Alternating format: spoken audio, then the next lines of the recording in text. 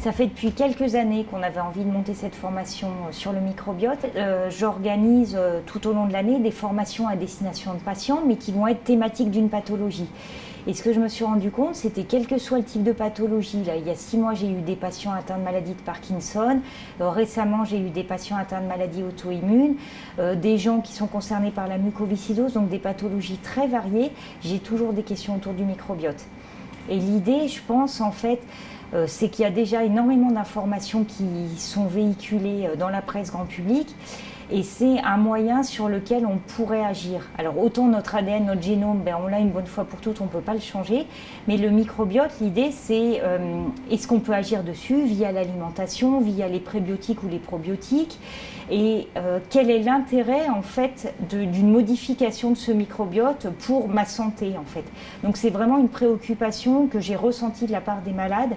Et c'est pour ça qu'on a eu envie de monter cette formation de 2 jours. Alors on a choisi de faire une formation sur 2 jours.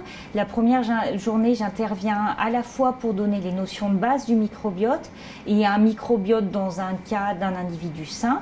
On propose aussi un volet expérimental où on observe des bactéries au microscope, on regarde comment est-ce qu'on les étudie, comment est-ce qu'on les cultive.